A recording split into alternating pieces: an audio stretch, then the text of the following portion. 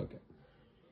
ప్రియులారా, ప్రభువైన యేసుక్రీస్తు నామమున మీకందరికీ నా హృదయపూర్వకమైనటువంటి క్రిస్మస్ శుభములను తెలియజేయచ్చు ఉన్నాను.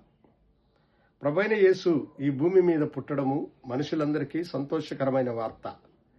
లూకా 2:10 దేవుని దూత గొల్లలకు ప్రత్యక్షమై చెప్పిన మాటలో, ఇదిగో ప్రజలందరికీ కలుగబోవు మహా సంతోషకరమైన సువర్తమానము అని అన్నాడు. ఇది ఒక ప్రాంతమునకు, ఒక భాగములో ఉన్న ప్రజలకు, ఒక మతస్థులకు కాకుండా లోక ప్రజలందరికీ కలిగేటువంటి మహా సంతోషకరమైనటువంటి సువర్తమానం. ప్రభువైనటువంటి యేసు లోకరక్షకుడు మాత్రమే కాదు, ఆయనే సజీవుడైనటువంటి దేవుడు, ముందున్నవాడు. ఆయనకు ముందు వెనుక ఎవరు కూడా లేరు.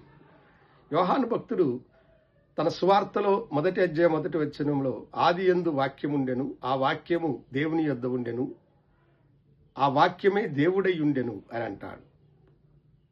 కింద 12వ వచనంలో ఆయన, ఆ వాక్యము శరీరధారి కృపాసత్య సంపూర్ణుడుగా మన మధ్య నివసించెను అని రాయబడి, ఆ వాక్యమే మన మధ్యకు వచ్చినటువంటి దేవుడైన యేసు. ప్రభు ఎందుకు వచ్చాడు? పాపులను రక్షించడానికి.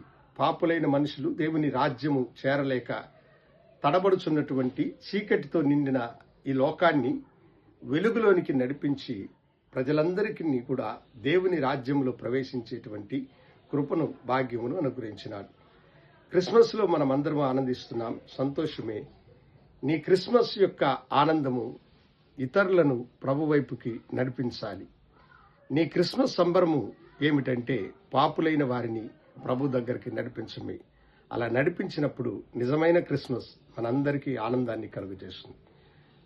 God bless you. ప్రార్థించుకుందాం. గనుడా, నీ బిడ్డలను ఆశీర్వదించి నిజ క్రిస్మస్ అనుభవంలో మేము వెళ్ళడానికి కృప చూపించమని యేసు నామమున అడిగి వేడుకొంచున్నాము తండ్రి. ఆమెన్. శుభోదయం. ప్రభు మిమ్మల్ని దీవించును గాక. ఆమెన్.